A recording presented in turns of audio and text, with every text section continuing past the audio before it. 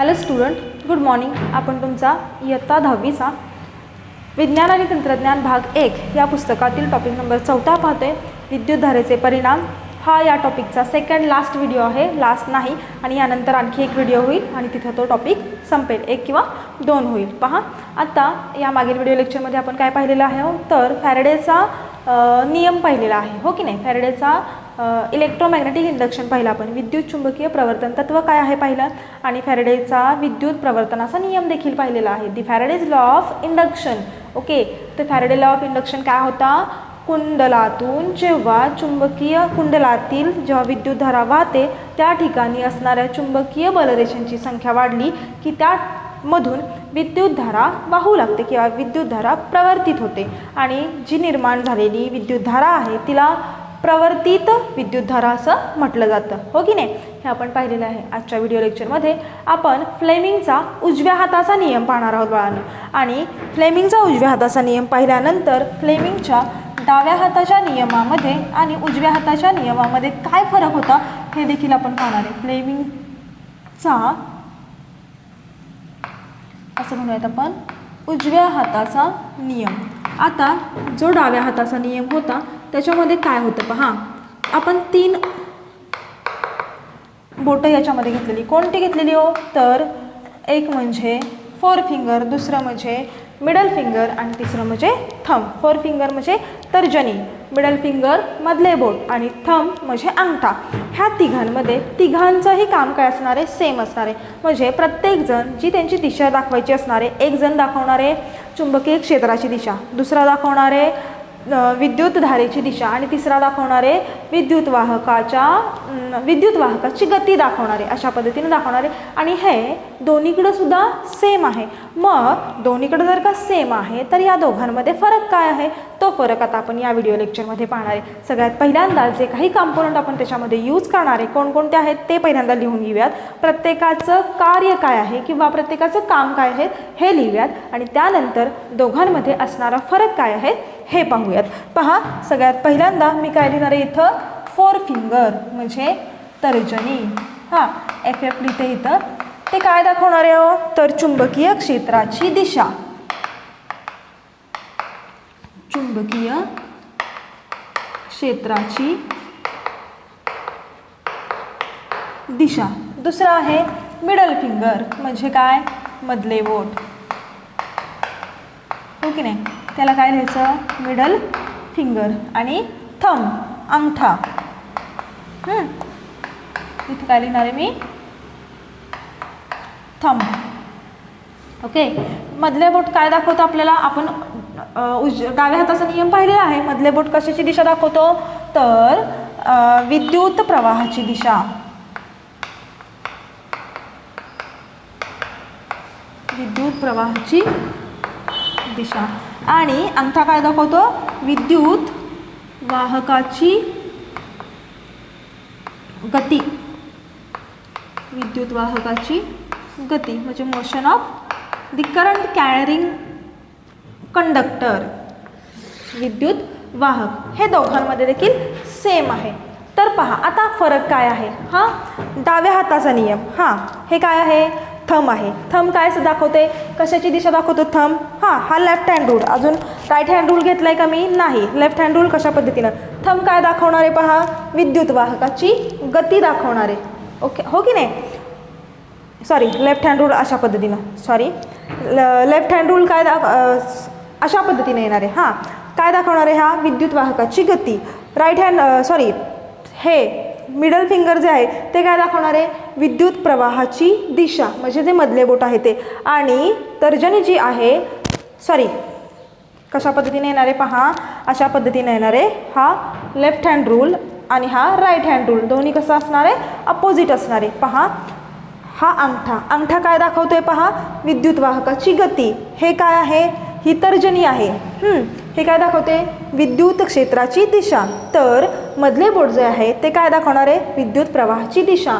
आता पहा, म्हणजे जो काही लेफ्ट हँड रूल आहे, जो डाव्या हाताचा नियम आहे फ्लेमिंगचा, तो कशावरती संपतोय, तर तो थंबवरती संपणार आहे. म्हणजेच तो काय दाखवणार आहे, तर विद्युत वाहकाची गती दाखवणार आहे. The direction of conductor, the motion of direction of conductor काय दाखवणार आहे, विद्युत वाहकाची गती. तर उजव्या हाताचा जो नियम आहे तो काय दाखवणार आहे पहा, तो कशावरती संपणार आहे आता मला तुम्ही सांगा. अंगठा काय दाखवते, विद्युत वाहकाची गती. तर्जनी काय दाखवते, तर्जनी काय दाखवते, चुंबकीय क्षेत्राची गती. तर मधले बोट काय दाखवते, मधले बोट ही विद्युत प्रवाहाची दिशा दाखवते. त्यामुळं जो काही विद्युत प्रवाह वाहणारे, जास्तीत जास्त विद्युत प्रवाह वाहणारे, आपण जो की फॅरेडेच्या नियमामध्ये पाहिला, ते विद्युत प्रवाहाची दिशा कोण दाखवणार आहे, फ्लेमिंगचा उजव्या हाताचा नियम. सो ह्या दोघांमध्ये फरक काय झाला पहा. आता इथं माईक आहे, थोडा वेळ मी हा माईक खाली ठेवते म्हणजे तुम्हाला लक्षात येईल. हे समजलं, दोन्हीही ठिकाणी left hand rule, right hand rule, दोन्हीही ठिकाणी प्रत्येक कॉम्पोनंटचं कार्य समान आहे. प्रत्येक कॉम्पोनंटची आकृती देखील आहे तशीच लिहिली तरी काहीही फरक नाही. प्रत्येक बोट एकमेकांना कसं आहे, लंब दिशेमध्ये आहे. प्रत्येक बोट एकमेकांना लंब दिशेमध्ये आहे. याचाच अर्थ काय आहे की चुंबकीय क्षेत्राची दिशा, विद्युत प्रवाहाची दिशा आणि विद्युत वाहकाची दिशा हे तिघही एकमेकांना कसे आहेत, लंब आहेत. फक्त लेफ्ट हँड रूल अशा पद्धतीने असणारे आणि हा तुमचा राईट हँड रूल असणारे. लक्षात येते, दोघातला बेसिक डिफरन्स लक्षात घ्या. लेफ्ट हँड रूल हा कशावरती संपणार आहे, तर हा थंबवरती संपणार आहे, हा अंगठ्यावरती संपतोय. म्हणजे तो काय दाखवणार आहे, तर विद्युत वाहकाची गती दाखवणार आहे, the direction of motion of current. तर राईट हँड रूल काय दाखवणार आहे, उजव्या हाताचा नियम काय दाखवणार आहे, उजव्या हाताचा नियम हा मिडल फिंगरवरती संपणार आहे. मिडल फिंगर काय दाखवते, विद्युत प्रवाहाची गती. सो हे कशावरती संपणार आहे, दी motion of direction of conductor. आणि उजव्या हाताचा नियम कशावरती संपणार आहे, तर करंटवरती, डायरेक्शन ऑफ करंटवरती संपणार आहे. हा या दोघातील बेसिक डिफरन्स आहे. असं करायचं नाही, हे असं होतच नाही. कसं करायचं, हे या पद्धतीनं लेफ्ट हँडला थंब खाली, म्हणून हे काय दाखवते, विद्युत प्रवाहाची गती, direction of motion of current, विद्युत वाहकाची direction of motion of conductor. आणि हे काय दाखवते, डायरेक्शन ऑफ करंट. हा या दोघातील बेसिक डिफरन्स आहे. तुम्हाला विचारताना विचारलं जाऊ शकतं की दोन आकृत्या दिल्या जातील, आकृती एक अशी दिली जाईल आणि एक आकृती अशी दिली जाईल. आणि दोघांमधला काय विचारला जाईल, नावं देऊन तुम्हाला प्रत्येकामधला फरक लिहायला सांगितला जाईल. आता आपण पहा आकृती काढूयात. हा कुठला आहे, आपला उजव्या हाताचा नियम ना. सो इथं अशा पद्धतीने आपण काढूयात. हा थंब असणारे, हा काय असणारे, थंब हे मिडल फिंगर, हा अंगठा, हे मधले बोट आणि हे काय असणारे, तर तर्जनी. तर्जनी काय करते हो याच्यामध्ये, हे संपणार कशावरती आहे, तर ही चुंबकीय क्षेत्राची दिशा दाखवणार आहे.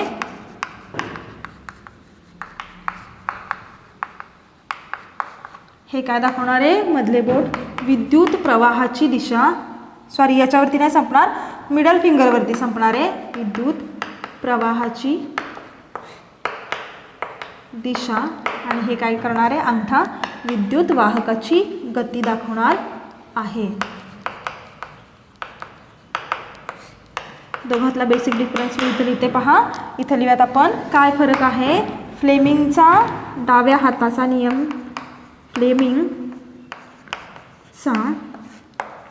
डाव्या हाताचा नियम हा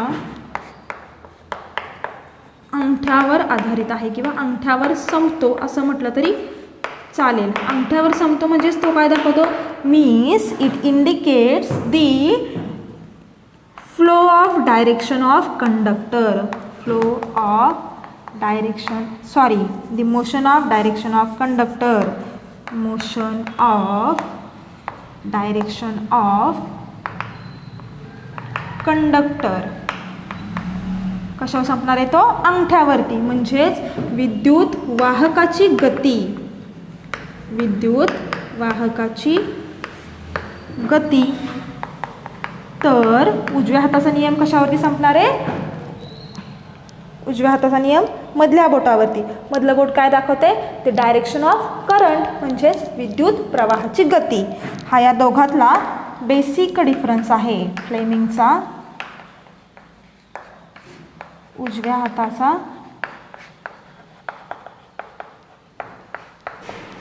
नियम हा कशावरती सांगणार आहे? तर हा मिडल फिंगरवरती MF मधले बोट म्हणजेच हे काय दाखवणार आहे? It means that it shows the direction of flow of current. विद्युत प्रवाहाची दिशा दाखवणार आहे हा.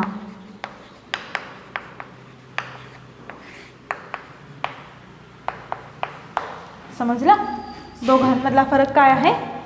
आता आपण पुढचा पॉईंट पाहणार आहे. पुढचा पॉईंट काय आहे पहा.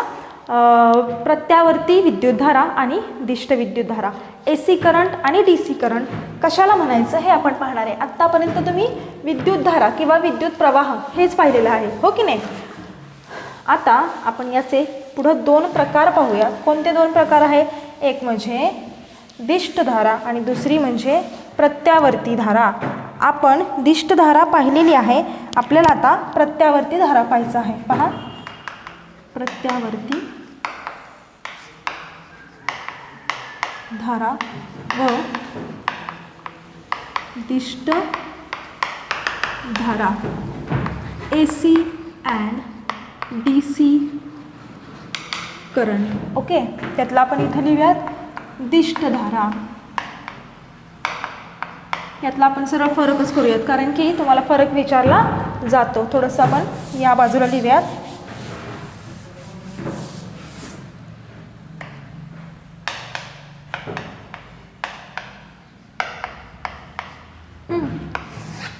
इकडं लिहूयात प्रत्यावर्ती धारा.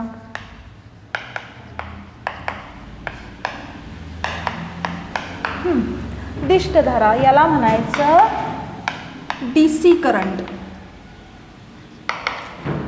आणि प्रत्यावर्ती धारा याला म्हणायचं AC करंट. DC म्हणजे डायरेक्ट करंट, ओके, तर AC म्हणजे अल्टरनेटिव्ह करंट. पहा, या ठिकाणी आपण फरक पाहणार आहे. कोणत्या 2 गोष्टींमधला फरक पाहणार आहे? धारा म्हणजे मी तुम्हाला काय सांगितलेलं आहे, धारा म्हणजे काय? वाहणारा प्रवाह. ओके, त्याला विद्युत पुढे जोडले की विजेचा वाहणारा प्रवाह. आता याचे आपण 2 प्रकार पाहणार आहे. आत्तापर्यंत आपण एकच प्रकार पाहिलेला आहे. कोणता एक प्रकार पाहिलेला आहे? हो, डायरेक्ट करंट आपण पाहिलेला आहे. कोणत्याही सेलला आपण सर्किट इथं जोडलं की त्यातून विद्युत प्रवाह वाहू लागतो, हे आपण आत्तापर्यंत पाहिलेलं आहे, हो की नाही? अशा पद्धतीने इकडं धन इकडं ऋण, मग इकडून या पद्धतीनं अशा पद्धतीनं वाहणारा करंट आपल्याला माहिती आहे. याला काय म्हणायचं? डायरेक्ट करंट, दिष्टधारा. सो दिष्टधारा आपण व्याख्या करताना काय म्हणणार आहे? ही अशा पद्धतीची धारा आहे की ही एका टोकाकडून दुसऱ्या टोकाकडे वाहते. हां, म्हणजे एकाच दिशेने वाहते. सो आपण इथं लिहूयात विद्युत परिपथामध्ये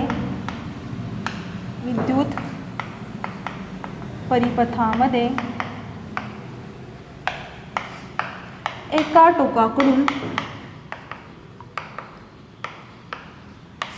सरळ दुसऱ्या टोकाकडे वाहणाऱ्या धारेला दिष्टधारा असे म्हणतात किंवा डायरेक्ट करंट असे म्हणतात. ही झाली व्याख्या, दिष्टधारा म्हणतात. ओके, आता या ठिकाणी आपण काय सांगणार आहे? पहा, काही वेळेला ही जी विद्युत प्रवाह असतो, हा जो विद्युत प्रवाह असतो, हा परिमाण आणि दिशा यानुसार एका ठराविक कालावधीनंतर बदलतं. याला म्हणायचं AC करंट किंवा त्याला म्हणायचं प्रत्यावर्ती धारा. काय म्हणायचं? विद्युत परिपथामधून वाहणारी विद्युत परिपथातून वाहणारी विद्युतधारा एका ठराविक कालावधीनंतर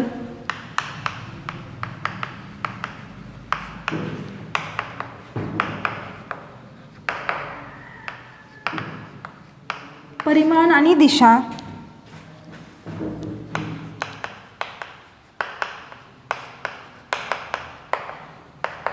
यानुसार बदलते.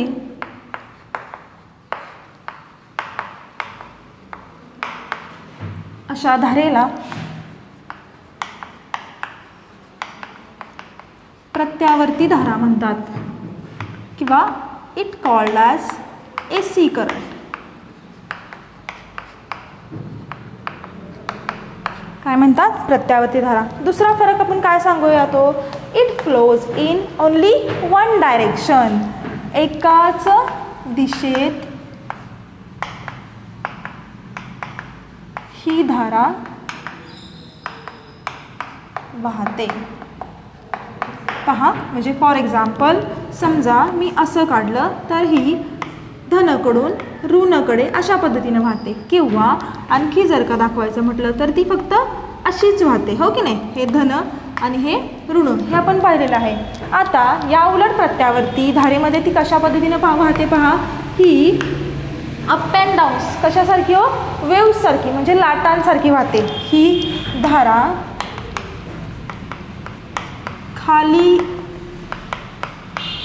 वर लाटांप्रमाणे वाहते. वेव्ह सारखी म्हणजे ऑसोलेशन्स असतात की नाही त्या पद्धतीनं. पहा कशा पद्धतीनं असतो पहा हा करंट, वरती खाली वरती खाली आणि अशा पद्धतीनं पुन्हा खाली. ओके, अशा पद्धतीनं वर खाली वर खाली वर खाली. पहा आता तिसरा पॉईंट आपण लिहू शकतो. या ठिकाणी कोणत्याही प्रकारची तुम्हाला लाटा दिसतात का, ऑसोलेशन दिसत आहेत का, नाही दिसत.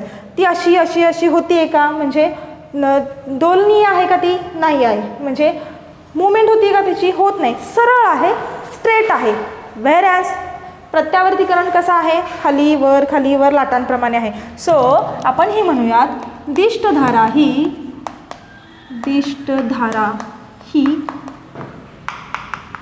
दोलयमान नसते, म्हणजे ऑसिलेटरी. याला इंग्लिश शब्द आहे ऑसिलेटरी. व्हेअरॅज तिकडे काय लिहिणार आहे हो, प्रत्यावर्ती धारा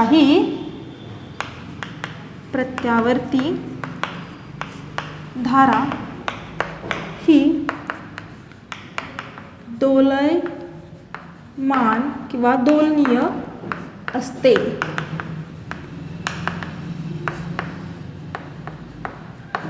पहा आता याच्यामध्ये दोलयमान नसते म्हणजे ती काय होते, पहिल्यांदा वाढू शकते, स्थिर राहू शकते आणि कमी होऊ शकते. सो या ठिकाणी मी काय लिहिणार आहे, ही वाढू पण शकते, कमी पण होऊ शकते आणि स्थिर पण असते. म्हणजेच जर का डायग्रॅमॅटिकली दाखवायचं म्हटलं तर मी कशा पद्धतीने दाखवणार आहे पहा. सगळ्यात पहिल्यांदा काय होतं पहा, कोणतंही विद्युत परिपथ तुम्ही घेतलं, ती पहिल्यांदा काय होते, वाढते, नंतर स्थिर होते आणि नंतर परत काय होते, कमी होते. इथं वाढते, इथं स्थिर आणि इथं कमी. इथं काय झाली हो, या पॉईंटपासून ए पॉईंटपासून बी पर्यंत ती वाढली, बी पासून सी पर्यंत ती कॉन्स्टंट आहे म्हणजे स्थिर आहे, आणि सी पासून डी पर्यंत पुन्हा ती कमी झाली. म्हणून मी इथं काय लिहिलं, ही वाढू पण शकते, कमी पण होऊ शकते आणि स्थिर पण असते. कोणती, दिष्टधारा. व्हेअरॅज प्रत्यावर्ती धारामध्ये काय लिहिणार आहे पहा, ती कशा पद्धतीनं असते, तर ही अशा पद्धतीनं असते, हो की नाही. सो मी इथं काय म्हणणार आहे, पहिल्यांदा ती काय होते, शून्य या पॉईंटपासून कमाल मर्यादेपासून ती वाढते, पुन्हा शून्यावरती येते. इथं ती किती होते, 0 होते. परत विरुद्ध दिशेला जाऊन पुन्हा ती वाढते आणि पुन्हा 0 होते कमाल मर्यादेपर्यंत. सो मी इथं काय लिहिणार आहे हो, 4 नंबरचा पॉईंट, कमाल मर्यादेपासून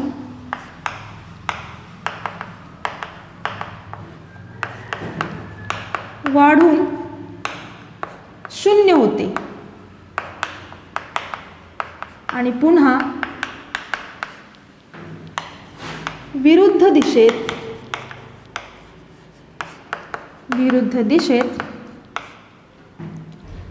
वाढून विरुद्ध दिशेत कमाल मर्यादेपर्यंत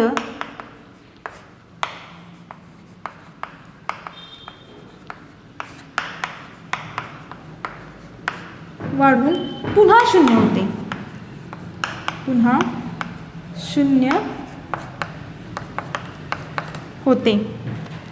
आणखी काय सांगणार आहे आपण, दिष्टधारा ही कशी असते, एका सरळ रेषेत असते, हो की नाही. इथं काय लिहिणार आहे, दिष्टधारा ही सरळ रेषेत वाहते. तर प्रत्यावर्ती धारा ही कशी असते हो, प्रत्यावर्ती